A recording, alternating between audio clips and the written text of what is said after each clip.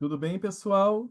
Bom dia, boa tarde ou boa noite. Eu não sei o horário que você está visualizando esse vídeo, mas qualquer que seja, seja muito bem-vindo. Eu acho que se você está visualizando esse vídeo, provavelmente você já é um inscrito do canal e você acompanha ele tem bastante tempo.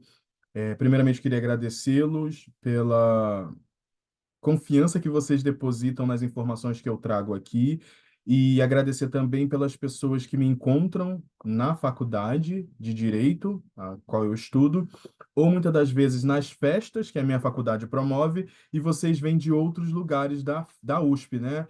Até porque eu não falo só do direito aqui.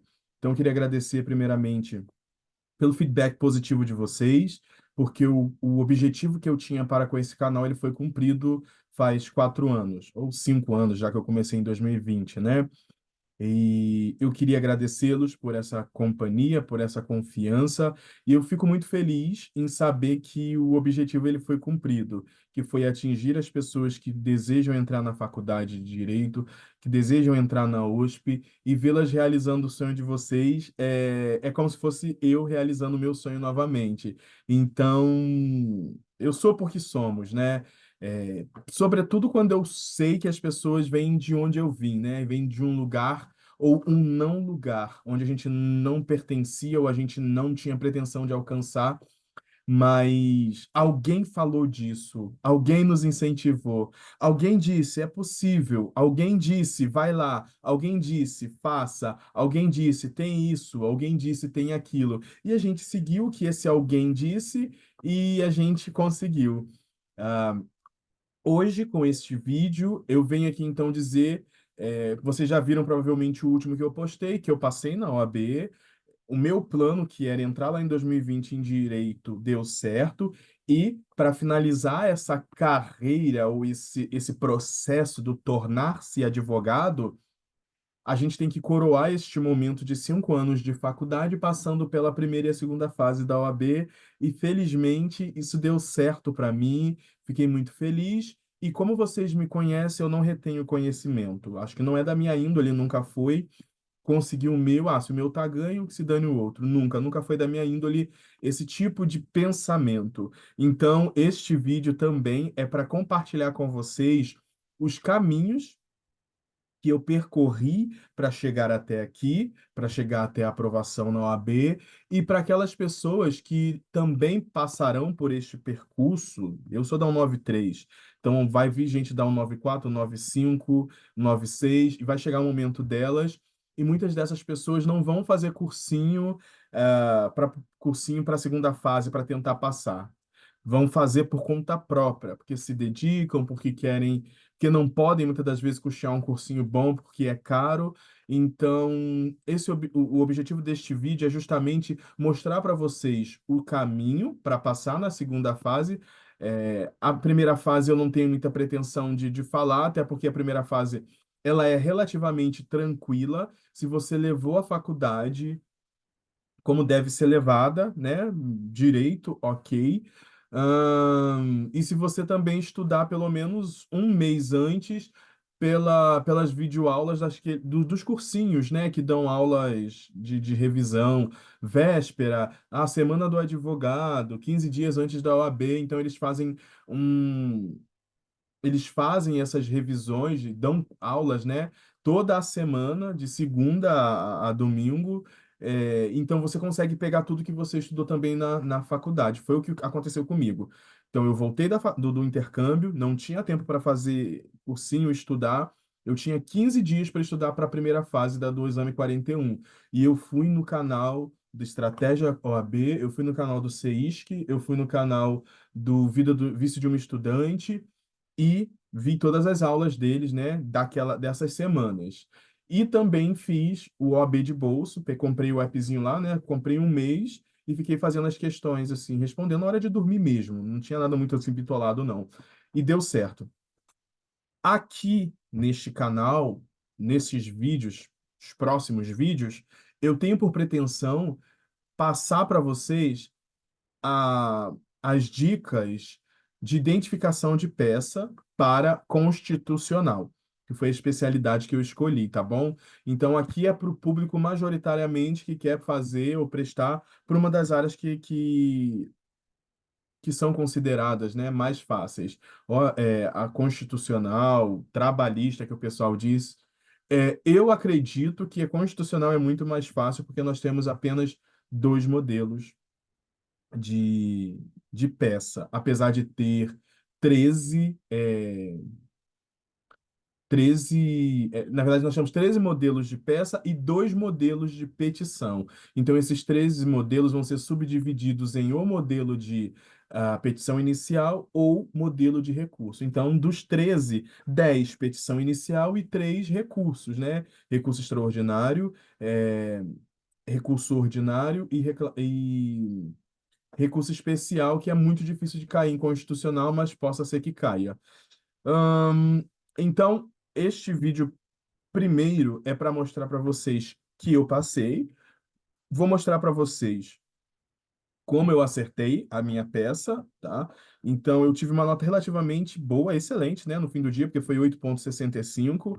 Então, é uma nota excelente, já que o mínimo são 6 pontos. Eu estaria muito feliz se eu tivesse tirado 6. Até o último momento do dia 16, do resultado preliminar, agora de outubro, né?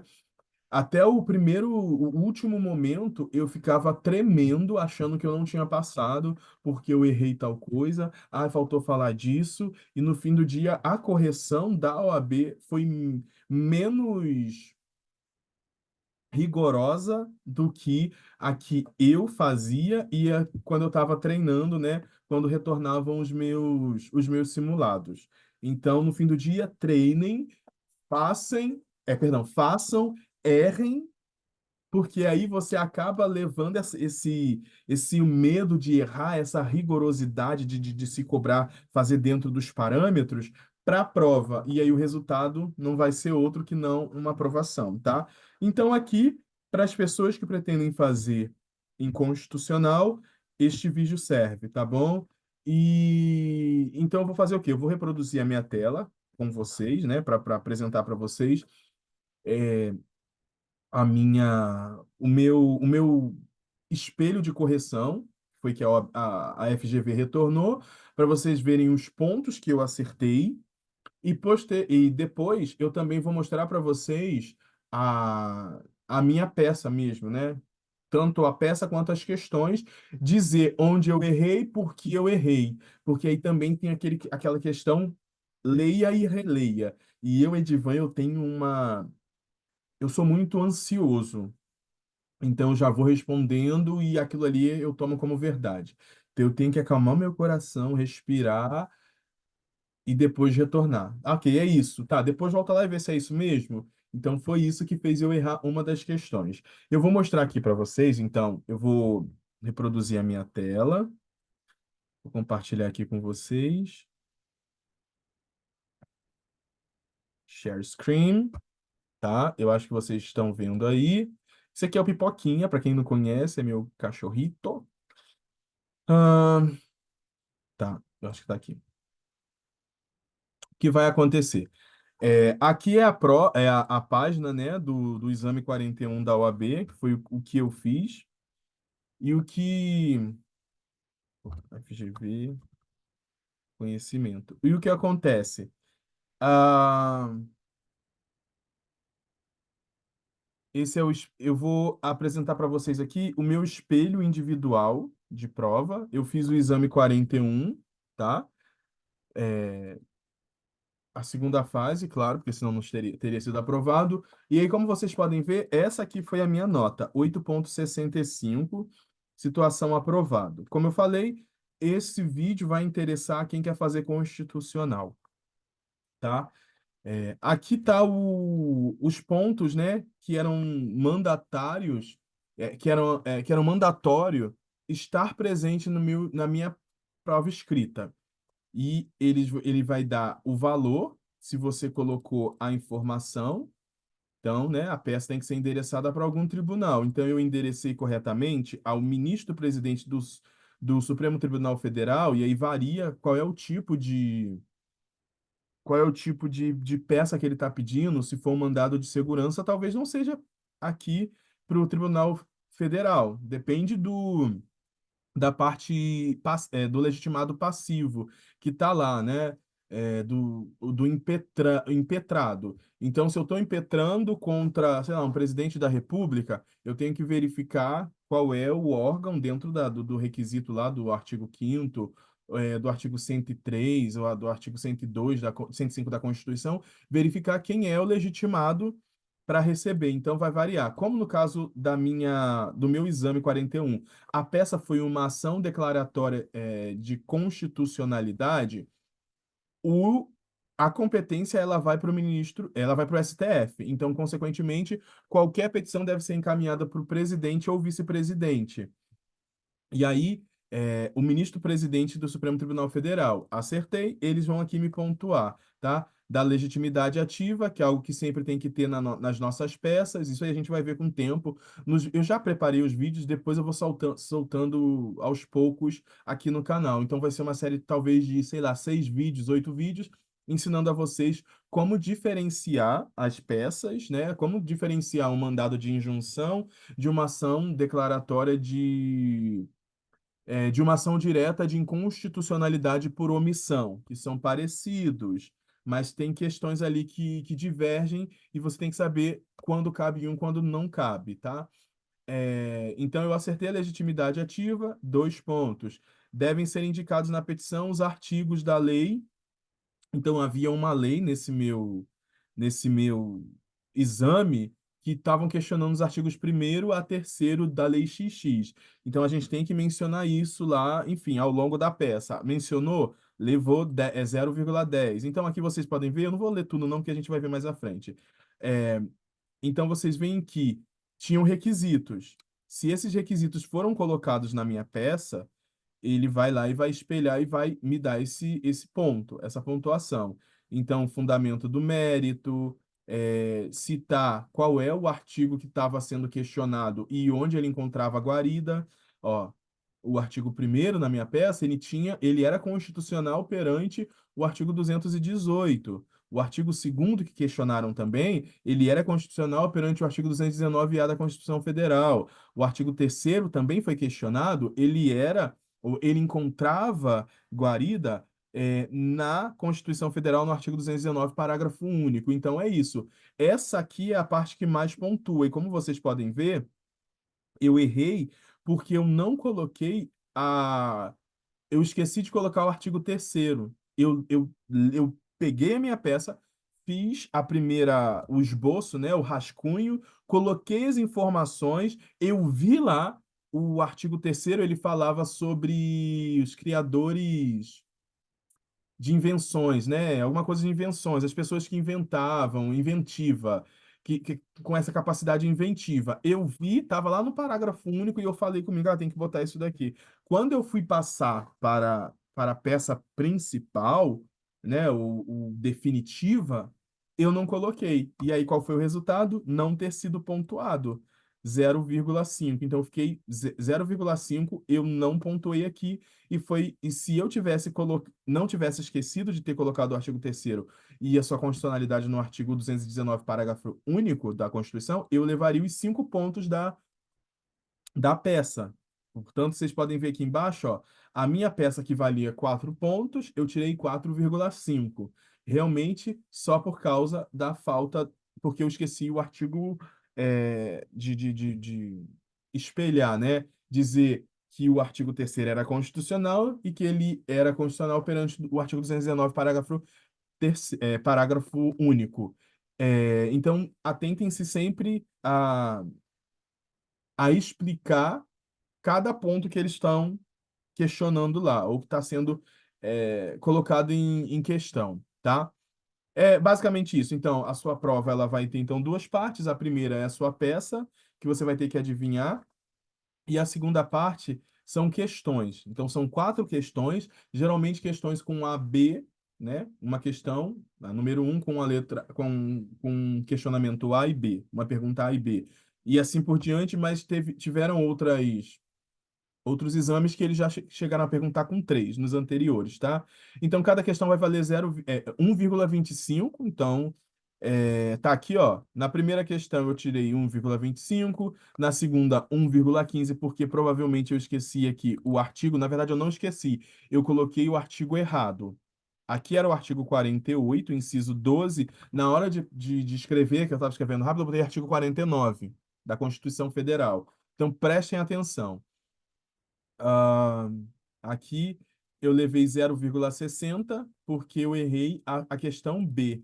É, era uma pegadinha que eles colocaram para gente. Aqui, ao invés de ter colocado recurso ordinário, coloquei apelação. Falei, contra a sentença denegatória de mandado de segurança, cabia o recurso ordinário em função do tribunal a que estava denegando. Só que na minha cabeça, eu esqueci da escada de competência, que é algo que vocês vão aprender, da escada de competência lá, sobre quem é competente para julgar determinado processo ou determinado recurso. Eu esqueci de fazer lá e fui lá pelo 1007, né? Fui lá pelo artigo do Código de Processo Civil. Contra a sentença cabe apelação. Só que era uma decisão de um tribunal que já era já de entrada, né? Então a pessoa entrou com um mandado de segurança no TRF. Não começou aqui na Justiça Federal. Então, se ele começou no TRF, cabe diretamente contra a sentença denegatória de mandado de segurança, recurso ordinário para o STJ. E aí deu ruim para mim, né? No caso aqui, eu não levei o 0,65. Então vocês veem que eu acertei as questões em si, só errei essa daqui, perdi 0,65, 0,10 aqui por conta do artigo errado, eu coloquei é, aqui em cima, né? Não, não outra em cima. A, cadê? Aqui. Aqui em cima, no artigo 48, não era artigo 40, eu coloquei 49, era o artigo 48. Então são esses pontinhos, né, que vão fazendo diferença, mas não.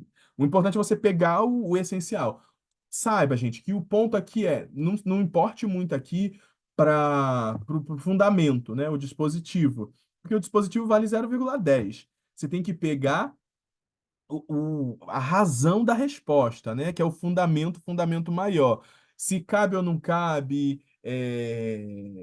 um recurso, um habeas corpus, enfim, você vai responder isso, e aí quando você fundamentar, vai valer 0,10. Onde está esse fundamento? Ah, tá lá no artigo tal. Isso aí vale 0,10. Então não fiquem muito nervosos também se na hora vocês não conseguirem achar, mas não tem problema porque a gente sempre acha, tá ali, a gente consulta o VAD. E aí é isso. Aqui no último, eu errei aqui o dispositivo também. Na verdade, eu não errei o dispositivo. Na minha prova, como vocês vão ver, tá lá o artigo 199, parágrafo 2º. Só que eu falei tanta coisa em cima, que eu sou meio prolixo muitas das vezes. Eu falei tanta coisa em cima que eu acho que o avaliador ficou meio que de saco cheio e não considerou. Lá no fundo, eu digo assim, não, ela não pode receber recursos públicos porque o artigo 199, parágrafo 2º, veda a vedação. Foi isso que eu coloquei. Mas tudo bem, era só 0,10, eu não ia fazer questão porque eu já tinha passado, né, gente? Então, no fim do dia, foi isso. Aqui no final ele vai mostrar para a gente, né, a página 1, 2, 3, 4 e 5 da sua peça. 6, 7, 8, 9 e 9 são das questões, que eu já baixei e vou mostrar para vocês, tá bom? Então tá aqui a prova prática profissional para vocês verem como a FGV corrige. É cara crachá no fim do dia. É cara crachá. Ó, isso daqui tá mais resumido do que o que eu coloquei, porque a gente a gente divaga muito muitas das vezes nas nossas provas, mas isso é bom. É melhor você pecar pelo excesso do que pela falta. Foi uma coisa que eu aprendi no curso que eu fiz. Peque pelo excesso. Sei lá, você acha que tal artigo entra, você acha que tal fundamento entra, você acha que tem que invocar o princípio da igualdade, você acha que tem que invocar, enfim, coloque. Se fizer sentido lá no artigo 5º, enfim, coloque. Porque pelo menos você peca pelo excesso, né? Vai que você não coloque e aquele fundamento tava, tá? Então é isso. É, essas são as duas partes da prova. E agora a gente vai para a gente vai aqui para a prova propriamente dita, tá bom? Eu vou mostrar aqui para vocês de um jeito que não. Tá bom aqui, né? Tá. Então aqui tá a minha prova, gente, tá? A minha prova prático profissional. Eu acho que é melhor eu fazer assim, ó.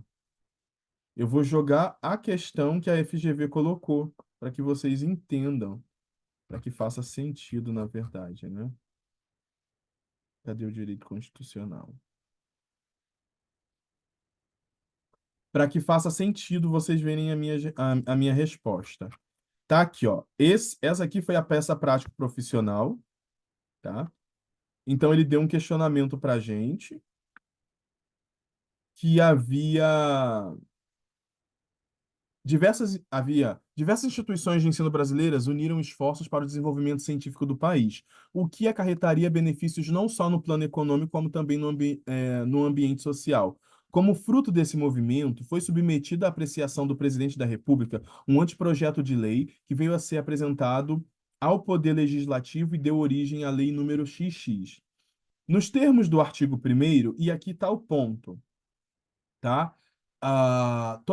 Já fica como dica. Ele está falando para a gente que tem uma lei, e essa lei trazia 3 artigos, tá? Artigo 1º, artigo 2º e artigo 3º. Se é isso que ele está trazendo, quando você for responder lá no modelo da sua prova, tem uma parte que nós vamos chamar de fundamentação jurídica, fundamentos jurídicos. Quando você chegar nessa parte, nos fundamentos, é isso que você vai rebater. Você vai rebater o artigo 1º, como se tratava aqui de uma ação declaratória de constitucionalidade, você rebate, tá? Estão questionando o artigo 1º? Pá. O artigo 1º encontra a guarida no artigo tal, tal, tal da Constituição, portanto, ele é constitucional. Dá um espaço. Quanto ao artigo 2º, ele também é constitucional, pois o artigo pá da Constituição diz tal coisa. Depois, 3. O artigo 3º também é constitucional em função da sua constitucionalidade no artigo blá, blá, blá, blá, blá, blá, blá, blá, blá. Você vai identificar, então, sempre o que ele está colocando como problemática, tá?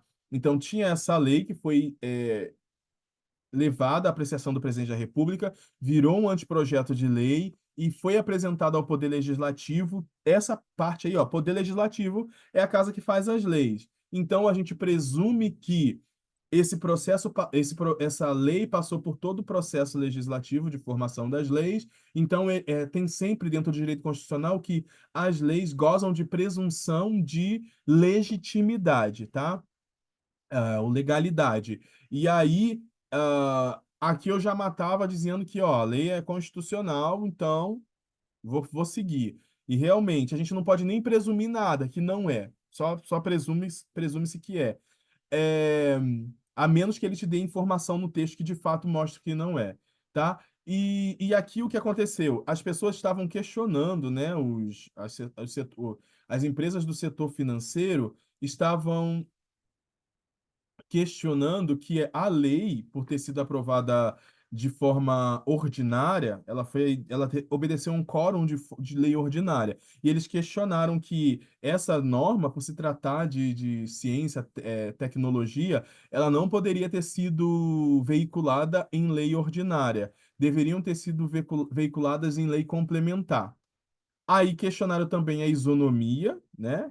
Que não teve isonomia, que foi flagrantemente afrontada ao se permitir tratamento diferenciado em relação a certos aspectos do saber.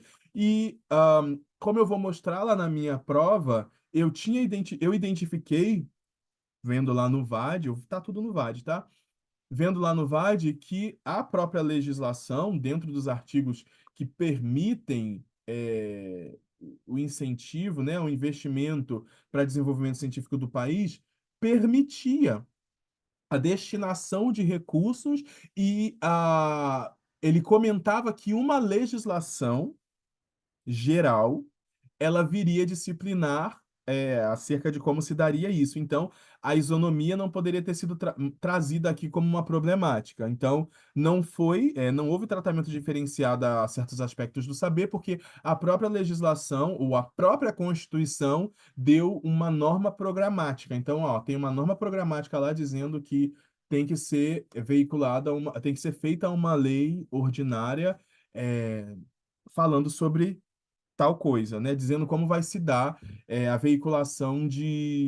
a destinação de recursos para ciência e tecnologia. E o terceiro argumento que o povo questionava era em relação ao compartilhamento de recursos humanos especializados, que eles estavam alegando que tinha ausência de previsão constitucional e, consequentemente, afronta a exigência de prévia aprovação em concurso público, porque, no caso, aqui em cima, as empresas estavam trocando funcionários, conhecimento do saber, né, das pessoas. Os recursos humanos, elas estavam compartilhando essas pessoas que tinham expertise, que tinham conhecimento para executar esses projetos de pesquisa e teria, né, uma contrapartida do beneficiário e não necessariamente uma contrapartida financeira, tá? Então, cada artigo desse aqui falou sobre um desses aspectos, e aí esses artigos estavam sendo questionados. No fim do dia, o que a problemática que a questão trouxe para a gente foi: esses argumentos encontraram ressonância em diversos pontos do país. E para a gente identificar que isso daqui era uma ação declaratória de constitucionalidade, isso aqui é uma palavra-chave: ressonância em diversos pontos do país. Isso daqui é o mesmo que estava impactando, né, diversas regiões. Por que estavam impactando? Porque muitas pessoas estão entrando com ações individuais e coletivas, alegando a inconstitucionalidade desses artigos, e o primeiro e o segundo grau, ou seja, o judiciário aqui no piso, o primeiro e o segundo grau, estavam deferindo, né, esses pedidos. Então ele estava tendo uma controvérsia, porque a gente encontra a guarida lá na Constituição, mas quando chega no judiciário, né, as pessoas vão questionar e o judiciário diz, é verdade, é inconstitucional. Então, quando a gente está estudando para a OAB e a gente vai estudar sobre ação declaratória de constitucionalidade, a gente vê que um dos requisitos para se entrar com uma ação declaratória de constitucionalidade é quando há uma controvérsia judicial. Uma controvérsia judicial é isso. Um tribunal ele decide em favor, o outro tribunal decide contra, um tribunal alega que é constitucional, o outro alega que é inconstitucional. Então, isso clama para que a gente vá até o STF e apresente, né, e proponha uma ação declaratória de constitucionalidade. Essa era a palavra-chave que a gente precisava saber. Então, a gente combinando isso daqui, ó, ressonância em diversos pontos do país com inúmeras ações individuais coletivas reconhecidas em primeiro e segundo grau, era o ponto-chave, 2, né, para a gente identificar a ADC. E se você tivesse na dúvida aqui, tem mais lá embaixo. Aqui embaixo, olha, sensível aos prejuízos para o interesse social que a não aplicação da Lei XX vinha acarretando, o partido político Alfa, que contava com representantes no Senado Federal, contratou o seu serviço como advogado e solicitou o ajuizamento, e aqui está a, o ponto para tirar a dúvida, né, que pairava sobre a nossa cabeça.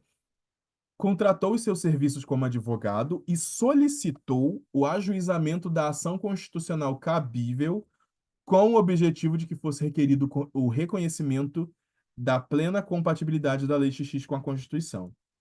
Muita gente errou, pelo que eu vi, que eu acompanhei as páginas, né, os perfis do Estratégia, do CEISC. Ah, eu achei que fosse o que que tinha mandado de injunção. Tipo, não tem aqui nada falando sobre inviabilização de direito. Tem coisa aqui falando de lei constitucional, então a pessoa não prestou muita atenção. Aí aqui, o fato é, ele quer reconhecer que esta lei ela é compatível com a Constituição. Qual é a ação que a gente utiliza para reconhecer que uma lei é constitucional ou ela encontra amparo na Constituição? uma ação declaratória de constitucionalidade. Este era o ponto. E aí, como vocês podem ver aqui na minha prova, este é o ponto. Era uma lei federal, então lei federal. Ah, e tem esse ponto. Só pode ser proposta ação declaratória de constitucionalidade de lei federal, tá? De uma lei federal. é, E aí, isso também era essencial, porque, tipo, é lei federal, então STF, só vai nele. E aqui está o meu endereçamento, excelentíssimo senhor ministro-presidente do Supremo Tribunal Federal. O partido político Alfa é o nosso legitimado ativo, porque aqui ele disse para a gente, quem contratou, sensível aos prejuízos de interesse social que a não aplicação da Lei XX vinha acarretando, o partido político Alfa, que contava com representante no Senado Federal.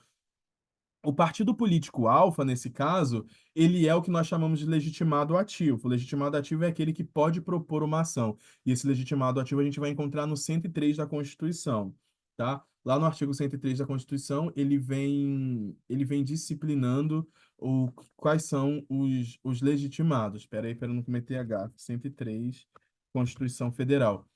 É... Isso mesmo.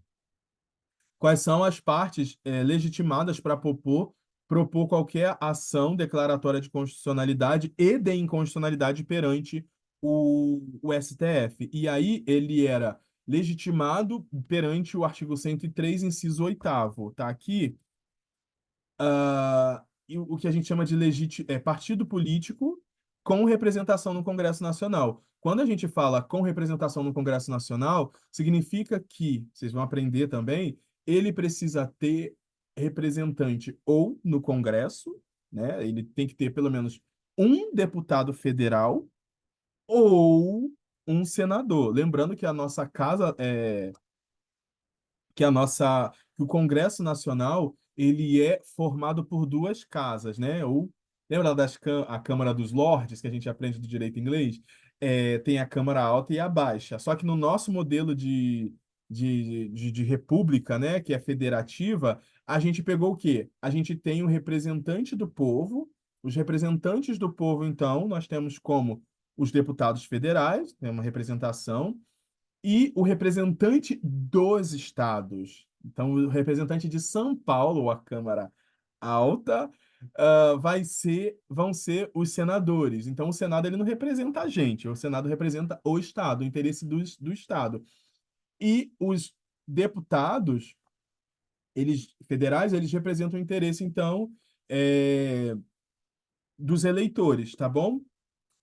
Então, ele aqui era o nosso legitimado ativo. Então, quando a gente fala legitimado ativo, é aquele que tem a capacidade ou que tem o interesse processual aqui mesmo para defender qualquer coisa, dirimir qualquer questão perante qualquer tribunal, tá? Outra dica que eu já posso dar aqui nesse vídeo, apesar de eu também dar em outros vídeos que eu vou fazer, é que os modelos de petição, então, que a gente vai encontrar,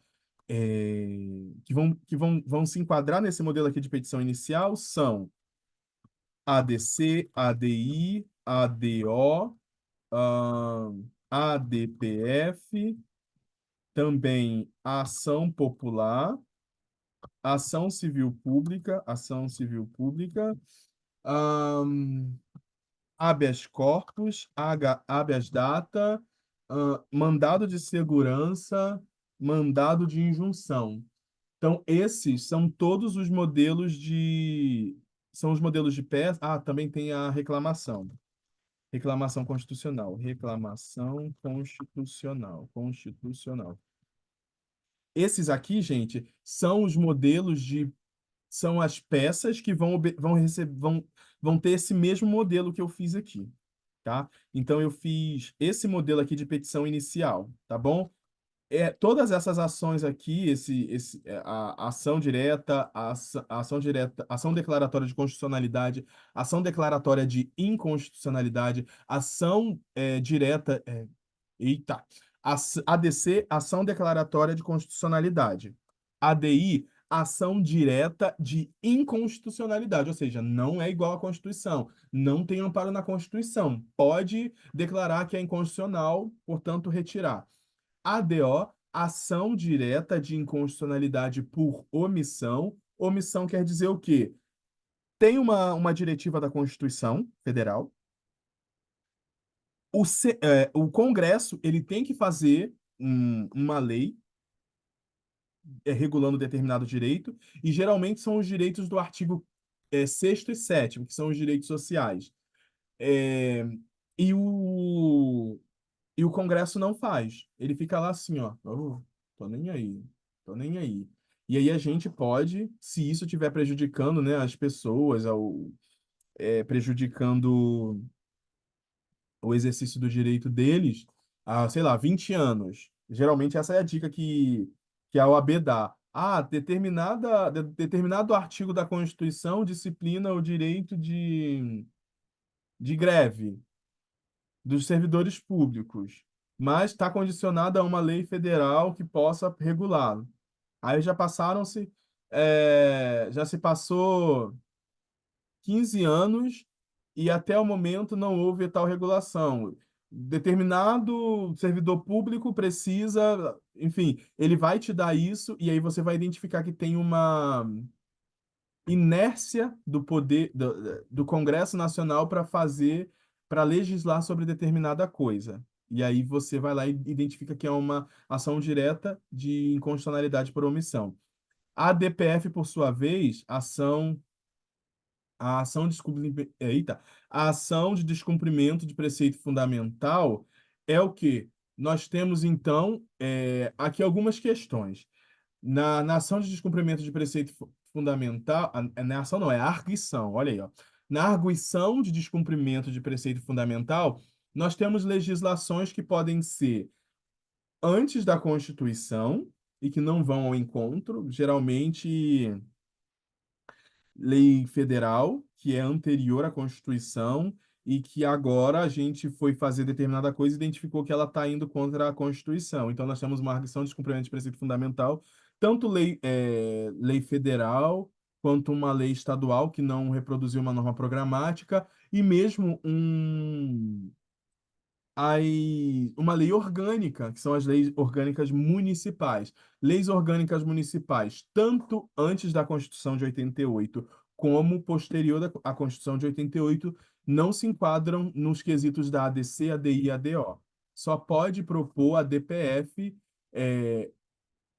Para as leis orgânicas municipais, a gente só pode propor a DPF, seja tal lei anterior à Constituição ou posterior. Agora, a ADI, por exemplo, ela vai ser sempre posterior. A ADC também, tá? E a ADO também. Se essas legislações federais forem anterior à Constituição, a DPF. Estadual, anterior ou posterior à DPF. E se for uma lei orgânica municipal anterior ou posterior à Constituição, a DPF, porque ela descumpre um preceito fundamental que está na Constituição. A ação popular também tem esse modelo aqui, tá? Ação civil pública, habeas corpus, habeas data, acesso à informação, que personalíssima, né? A habeas datas eu preciso de uma informação que é só minha e está num órgão público. Eu fui lá, ele me negou. Então, só o fato de negar, você vai lá e ele diz, eu não vou te dar. Teve negativa? Vou fazer então uma petição pedindo para que eu tenha acesso a esses dados, que são meus, são personalíssimos. HC, então, algum ato, né, coator do poder público, da autoridade pública que está impedindo o seu direito de ir e vir, como caiu também nas questões, mandado de segurança para direito líquido e certo, que é também uma peça subsidiária, então só pode entrar com o mandado de segurança quando você descartar o HD e o HC. Então, quando você descartar o habeas data e o habeas corpus. Não cabe habeas datas, não cabe habeas corpus, cabe mandado de segurança porque ele tem um caráter subsidiário, tá? O mandado de injunção, ele é parecido com a ADO, ação direta, a ação direta de inconstitucionalidade por omissão, só que aqui aqui nós temos uma questão que é pessoal. Então, eu, Edivan, sou trabalhador, sei lá, eu sou uma pessoa comum e estou tentando acesso ao direito à saúde. Direito à saúde. E aí tem determinado artigo lá na Constituição sobre os direitos sociais, lá no artigo 6º ou 7º, que eu estou tentando acessar, vamos lá, direito ao trabalho lá.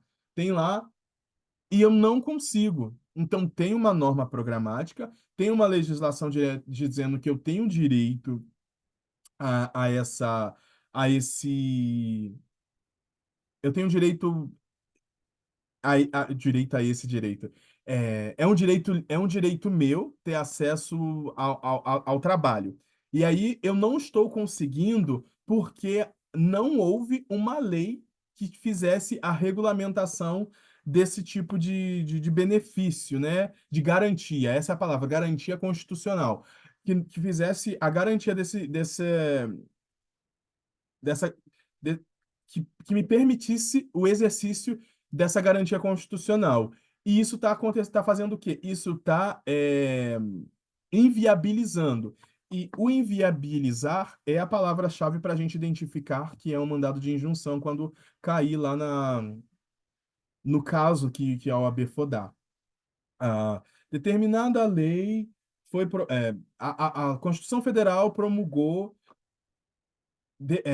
disciplinou determinado direito. Mas Luísa, que precisa do acesso ao trabalho X, não consegue porque ainda não há lei que discipline como se dará o exercício desse direito. Isso tem inviabilizado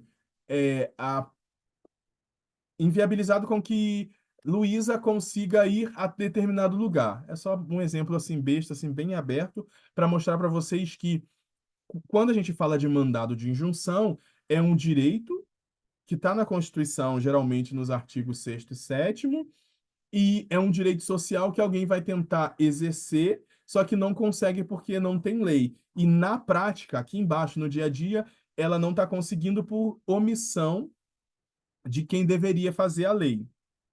Tá? Então, eu tenho aqui uma questão que é personalíssima. Não, não é personalíssima a palavra, mas que é individual, tá? É uma pessoa comum que está requerendo isso. Quando ele for para a justiça, o juiz vai decidir e aquilo ali vai ter força interpartes, só para aquelas pessoas que estão ali é, questionando aquele direito. Em contrapartida, a ADO, que é parecida, só que o que eu falei, para diferenciar em mandado de injunção da ADO, você vai identificar primeiro quem é o legitimado para propor mandado de injunção e mandado de injunção e ADO. Mandado de injunção, você tem lá os requisitos, né? Que é uma pessoa do povo. Deixa eu olhar aqui na minha colinha bem rápida. Ah, mandado de injunção. O mandado de injunção, então, é uma atividade individual, a legitimidade ativa, né? É, ele pode ser individual ou coletivo, por exemplo. Então, você tem inúmeras pessoas que podem propor, né? Impetrar, na verdade, o mandado de injunção. O partido político também pode, só que no caso da ADO, nós temos os legitimados do 103. Lá no 103 a gente não encontra é, a pessoa comum, pessoa física. Nós temos aqui pessoas específicas, né? Presidente da República, mesa do Senado Federal, mesa da Câmara dos Deputados, mesa da Assembleia, governador do Estado ou Distrito Federal, precisa guardar pertinência temática. Procurador-Geral da República, Conselho Federal e Ordem dos Advogados do Brasil, partido político, confederação sindical. Então, no mandado de injunção, nós temos pessoas específicas. Então, uma forma de diferenciar além do direito que está sendo inviabilizado, ele vai citar lá que é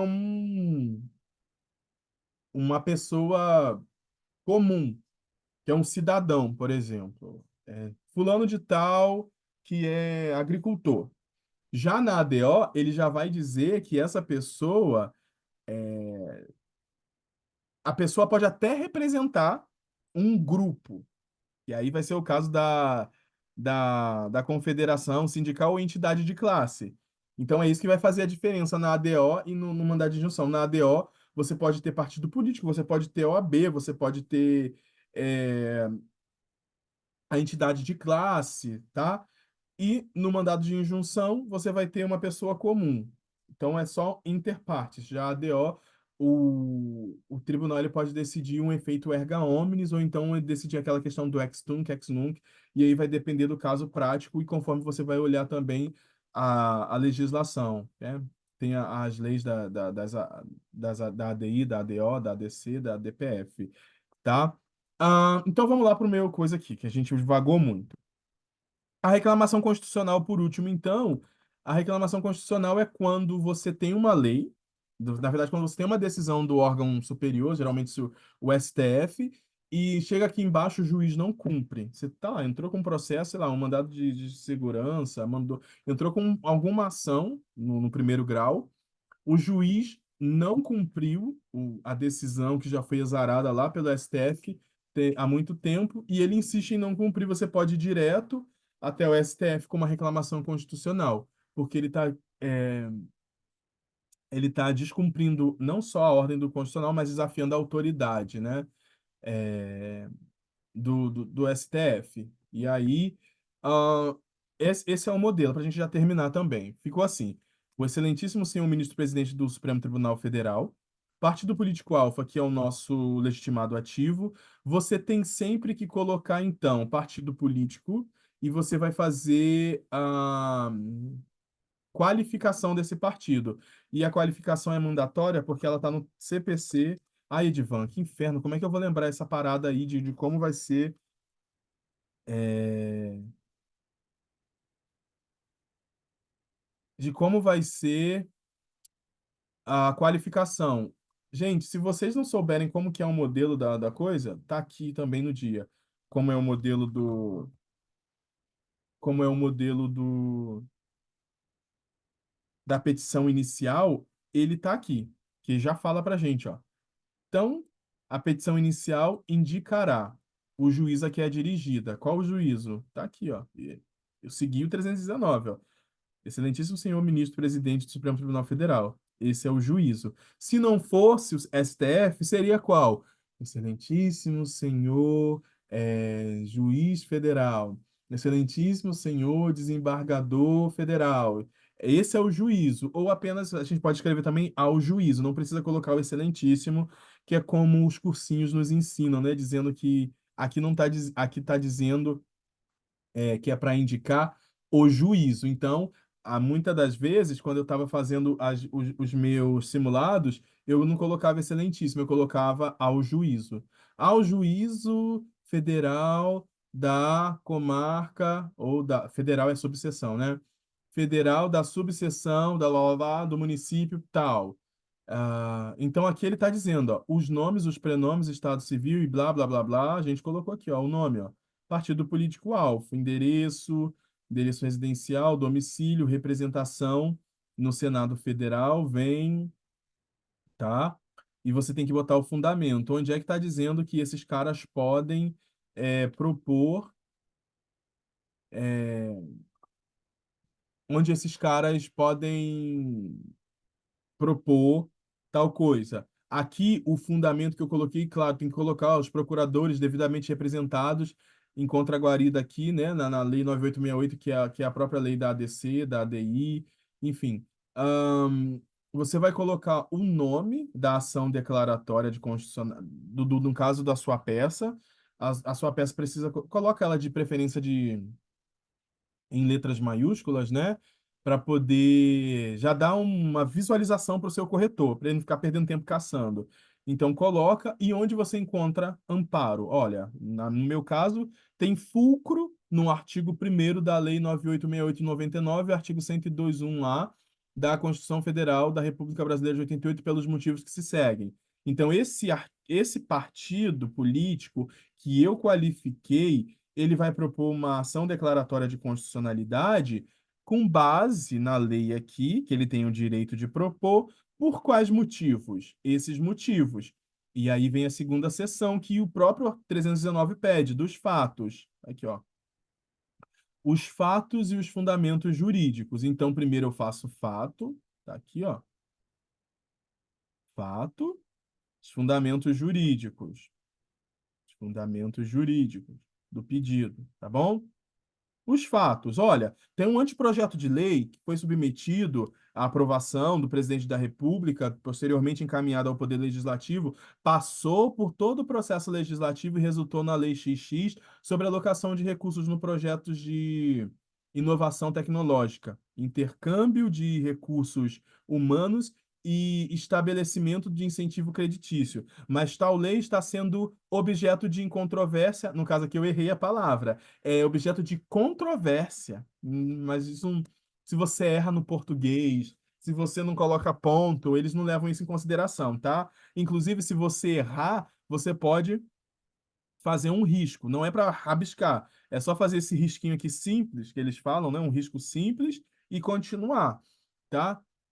E aqui eu coloquei, ó, a tal lei está sendo objeto de incontrovérsia, quando, na verdade, a palavra deveria ser controvérsia judicial, que é o que a própria lei da ADC está falando. Um dos requisitos para se propor a ação declaratória de constitucionalidade é em caso de controvérsia judicial. O que é controvérsia judicial? Diversas decisões que são controversas. Um diz que é constitucional, outro diz que é inconstitucional. Um dá o concede o direito, o outro não concede o direito, tá? E essas decisões estão declarando sua inconstitucionalidade em primeira e segunda instância. Aqui eu cumpro também um requisito que o próprio 319 pediu, fundamento jurídico do pedido. E aqui é onde eu falei para vocês, é, dos fundamentos jurídicos. Quando chegar nos fundamentos jurídicos, tem algo que a gente vai aprender, que eu tenho, já fiz no outro vídeo, mas vocês vão ver depois, que é os fundamentos jurídicos, geralmente ele vai ter, sei lá, 6 pontos, tá? O primeiro, você vai falar quem é competente. Competência ou da competência, tá? Você vai escrever da competência, competência. Dois, você vai escrever ahn, do cabimento. Não tem importância a ordem, não, tá? Do cabimento, que significa. Da competência. Quem é competente para julgar a DPF, a ADC? Competência para julgar a ADC é do STF, conforme artigo 102, como o artigo 102, 1A. Do cabimento. Por que cabe isso? Cabe ação declaratória de constitucionalidade porque tem uma lei federal que foi aprovada, passou pelo processo legislativo e está sendo questionada perante a sociedade, perante o judiciário, primeiro e segundo grau, dizendo que ela é inconstitucional, quando na verdade ela é constitucional. Esse é o cabimento. Por que cabe? Porque tem controvérsia judicial, que está tá alegando a inconstitucionalidade da legislação, quando na verdade ela é constitucional e eu vou mostrar que ela é constitucional. 3, da legitimidade, legitimidade. Então, você vai dizer aqui legitimidade, tanto ativa, quando couber, quanto passiva. No caso da ADC, gente, a ADC ela não tem legitimado passivo, porque não tem ninguém na outra ponta. Você não está querendo declarar um direito perante contra outra pessoa. Você só está querendo declarar um direito. Na verdade, você só está querendo declarar a constitucionalidade dessa lei. E aí, aqui sim, a gente tira essa parte dentro da legitimidade, a gente vai tirar a passiva. Só tem a ativa, que quem é o legitimado ativo, como a gente viu, partido político. E eu posso provar para vocês aqui, ó. Se tivesse um legitimado passivo, eu colocaria, se fosse um outro tipo de coisa, sei lá, um mandado de segurança. Eu vou dizer, um legitimado passivo é o prefeito do município tal que está me impedindo de acessar o posto médico, que diz para mim que não tem, que eu não tenho direito de ir no postinho daquele município, quando na verdade a saúde ela é universal. Então, se eu sou do norte, do sul, se eu chegar num determinado município, eu tenho direito ao acesso à saúde. Então, se alguém está me impedindo de ter o acesso à saúde, eu vou entrar com mandado de segurança para que esse meu direito líquido e certo de ter acesso à saúde seja permitido. Então, aqui embaixo teria o legitimado passivo, prefeito do município tal, secretário de saúde do município tal, que não está deixando eu marcar uma consulta, tá? Da legitimidade. Então, a gente colocou ativa, aqui como eu mostrei para você, ó, da competência. A competência, então, era do STF, artigo 101, 102.1A. Do cabimento, como eu falei, cabe ação declaratória de constitucionalidade, porque tem uma legislação federal que está sendo questionada perante o juízo de primeiro e segundo grau. Esses juízos estão emitindo, né, decisões que são controversas e eu preciso declarar a constitucionalidade dessa lei, tá? E aí você vai colocar o fundamento, conforme a gente viu, da legitimidade ativa dentro também da fundamentação jurídica. A gente vai colocar do direito e depois, se houver, da cautelar, da medida cautelar ou liminar. Nos cursos, eles pedem para a gente colocar cautelar porque é como está aqui, ó. Ah, que é como está a verdade nas leis. Aqui no artigo 280 e pouco, cadê? Eu botei aqui.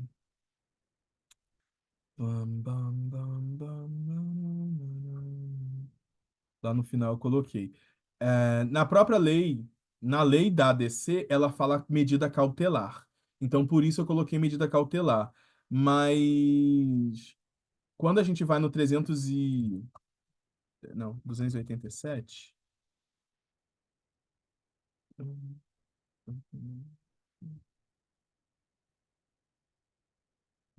219, 219, não. Mas quando a gente vai aqui no da tutela de urgência, aqui, ó. Quando a gente vai aqui no 300 e no CPC, no caso, né? A gente também vai ver que tem eles falam da tutela de urgência também. Então aí você pode colocar, né? Tem lugar que pede para botar cautelar, outro liminar, outro urgência. Eu coloquei como eu vi que estava lá e como os professores também orientaram, ó, na legislação, na ADC está dizendo cautelar. É, então já teve gente que não foi pontuada porque colocou liminar, lá, enfim. Mas coloque, se possível, coloque cautelar, liminar, para poder tirar sabe, a dúvida. Então, dentro do que o 319 pede aqui de fundamentos jurídicos, nós vamos ter, então, competência, cabimento, legitimidade do direito. E aí, como eu falei para vocês, do direito, aqui no do direito é onde a gente vai rebater tudo. Eu confesso para vocês que eu comecei a minha lá no meu rascunho errado. Eu comecei o do direito errado, que eu comecei a falar de processo legislativo, fui no artigo 61, fui não sei o quê. Eu falei, Divan, você tá divagando. Aí eu parei, respirei e lembrei da dica que eu via no YouTube. Eu também estudava olhando um monte de videozinho no YouTube, que era, vai lá atrás no seu VAD. Se a questão está falando de ciência e tecnologia, vai lá atrás no VAD, no índice remissivo, procura lá. Ciência e tecnologia. Achei. Quando eu olhei ciência e tecnologia, tava ali bonitinho, gente. Artigos 218, 218, 219. Tava lá, 217, 18, 19. Tava aqui. Essa é a tese jurídica dessa questão do exame 41. Artigo 219, e tem os seus capts, né? 218. Tá tudo aqui. E como eu comentei para vocês, a gente vai ter sempre que rebater. Você rebate, então, um artigo. Deixa eu mostrar aqui, ó. Aqui, ó, por exemplo, ó. Como no caso em tela, trata-se de matéria geral sobre o Sistema Nacional da Ciência, Tecnologia e Inovação, a veiculação está correta. O legislador pode fazê-lo por lei complementar ou lei ordinária. Fica ao critério dele.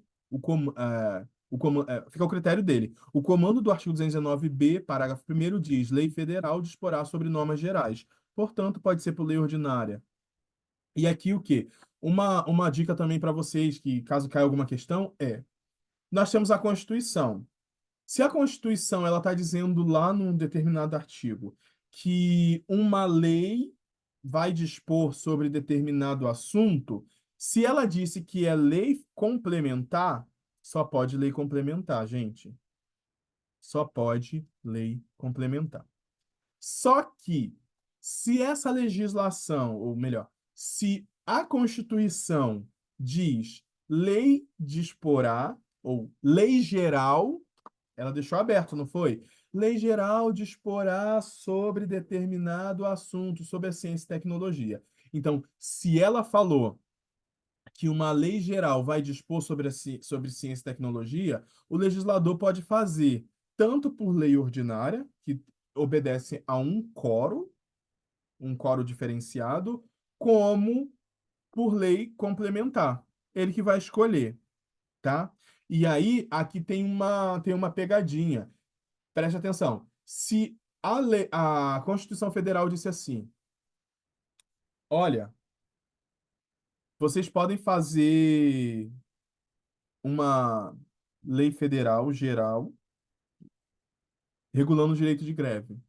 Lei geral, lei federal geral vai regular o direito de greve. Estou chutando, tá? Se o legislador vai lá e regula esse direito por lei complementar, uma lei ordinária vai poder revogar essa lei complementar? A resposta é sim, tá? A despeito da gente ter aprendido que lei complementar revoga lei complementar, lei ordinária revoga lei ordinária, aqui pode, porque lá no dispositivo da Constituição, o comando foi lei geral disporá sobre. Então, uma lei geral significa lei ordinária. Se o legislador metido foi lá e fez por lei ordinária, tanto melhor. Mas na hora de revogar, vai poder ser por lei ordinária, justamente porque o comando estava dizendo que era uma lei geral. O legislador fez por lei complementar porque ele é metido, tá? Ahn, e aí, eu vou respondendo aqui depois. Ficou bagunçado. Eu não fiz bonitinho, não, porque eu fiquei nervoso, porque eu deixei. Eu perdi muito tempo nos meus rascunhos, tanto da petição, quanto da peça, quanto das questões. Lá nos rascunhos eu perdi muito tempo, aí eu tive 1 hora para refazer a minha peça e depois fazer as questões. E aí eu comecei então a responder o artigo aqui, ó. Aqui como eu respondi aqui, ó. O artigo primeiro, aqui, ó. Tá vendo, ó? O artigo primeiro da lei é constitucional em face do artigo blá, blá, blá. Eu fui chutando, fui jogando um monte de coisa. Tinha o que era certo, mas eu falei, vai que eles coloquem os outros. Fui e joguei, tá bom? É, Aqui, ó, eu também mostrei, lembra que o artigo segundo também, ó,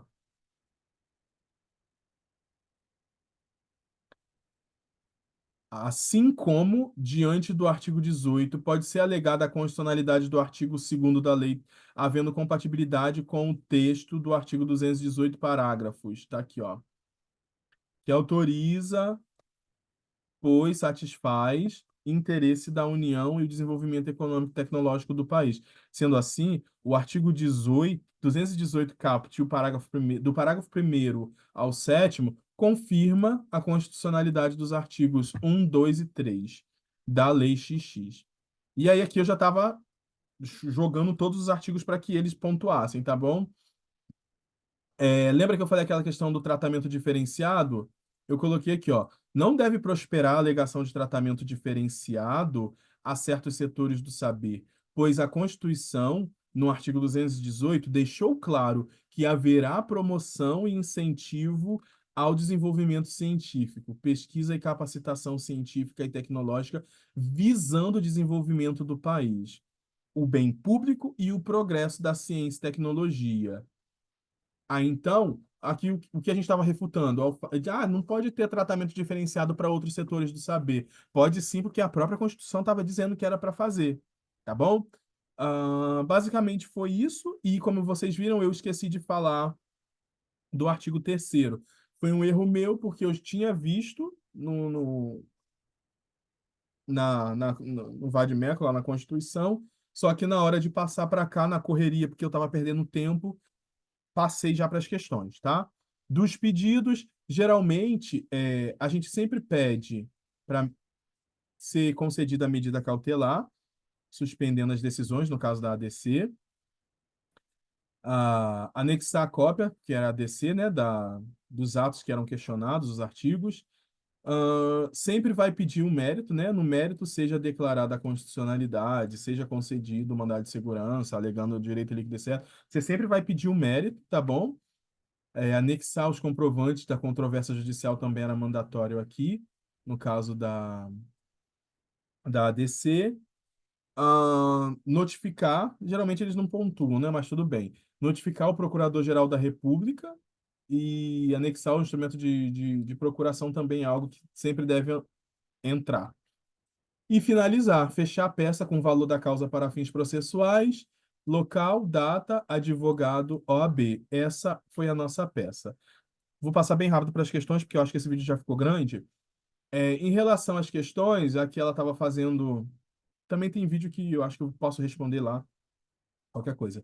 É, Aqui, então, você vai sempre responder da questão A, B. Então, você vai responder tal coisa, blá, blá, blá, blá, blá. Sim. Ah, é? Qual a fundamentação disso? Qual é a tese por trás disso? Por quê? João pode ser responsabilizado por conta disso, disso, daquilo. Ah, é? Beleza. Então são sempre, em cada questão você vai dar três respostas. Sim, explicar o sim e botar o fundamento, tá bom? De novo, sim, expliquei o sim e coloquei o fundamento. E aqui eu joguei uma caralhada de artigo para poder, vai que cola. De novo, não, expliquei por que não e coloquei o artigo. Aqui era 48, ó. Eu falei para vocês, era 48, eu botei 49. E ainda dei uma embromada nessas palhaçadas aqui, fui muito prolixo. De novo, ó. Sim, explico por que sim e boto fundamento. Não importa se botou aqui em cima, eu botei um monte mesmo para já pegar. De novo, aqui ele já não perguntou sim, ele não fez uma pergunta fechada e pediu para explicar. Aqui ele já foi direto. Qual o direito foi violado? Ponto. Eu falei, o direito líquido e certo de não revelar suas fontes. Então, o sigilo da fonte, tá? Do artigo 5º. É, E eu errei aqui. Na verdade, gente, vou confessar para vocês. Eu errei aqui e o meu avaliador não percebeu isso, ó. Aqui eu coloquei que havia o direito líquido e certo de não revelar a fonte. Na Constituição Federal é artigo 5º, inciso 14, e na correria eu coloquei inciso 16. Vou mostrar aqui para vocês, cadê? Ele me deu o ponto. Aqui, ó. Aqui, ó. Foi violado o direito ao sigilo da fonte nos termos do artigo 5º, inciso 14. Eu coloquei o quê? Tá vendo aqui, ó? Inciso 14 vale 0,6. Ele me deu 0,6, era para eu levar 0,5. Que bom que pelo menos compensou no que ele não me deu aqui embaixo, né? O 0,10. Então, ficou elas por elas. Ah, eu botei o 16. E eu fiquei chorando em casa. Eu falei, era 16, era 14, eu botei 16. E aí aqui, o cara foi lá e ignorou. É, Então, de novo, ele pergunta, foi onde eu errei, eu mostrei para vocês, né? Caberá qual recurso? Era recurso ordinário no STJ. Eu coloquei apelação para o STF, porque na minha leitura ela estava indo no primeiro grau. Só que a questão ela foi formulada no sentido de que já tinha passado pelo primeiro grau. Em caso dela recorrer, em caso dela ir para o TRF, né, impetrar um mandado de segurança no TRF contra o juiz federal, e qual recurso caberia em caso de denegação, né, em caso da denegação, de sentença denegatória, seria um recurso ordinário direto ao STJ. E aí Deu ruim, mas deu bom porque no fim do dia eu passei, era isso que importava. Ahn, tá aqui, ó, recurso ordinário. Inciso 105, vamos ver aqui com vocês, em 105.2, que a gente não brinca em serviço. Deixa eu ver aqui. 105, 105. Constituição, filho.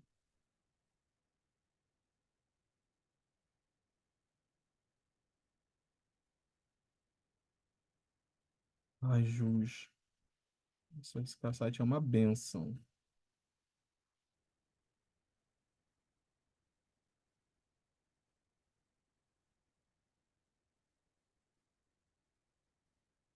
Sometimes reality kicks in. Aqui, ó. Artigo 105.2. Tá vendo? Esse era o fundamento. Ó, cabia ao STJ julgar em recurso ordinário os mandados de segurança os mandados de segurança decididos em única instância pelos tribunais regionais federais ou, tá? Contra, no caso, o juiz federal. Mas tá bom, deu certo.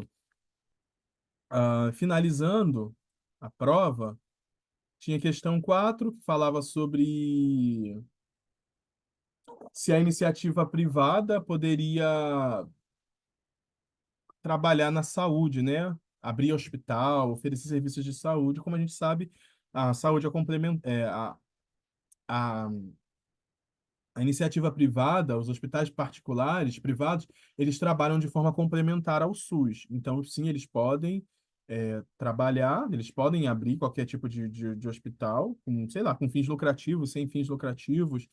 E aí, a única coisa que vai pegar é se esse hospital vai querer ou não receber recursos.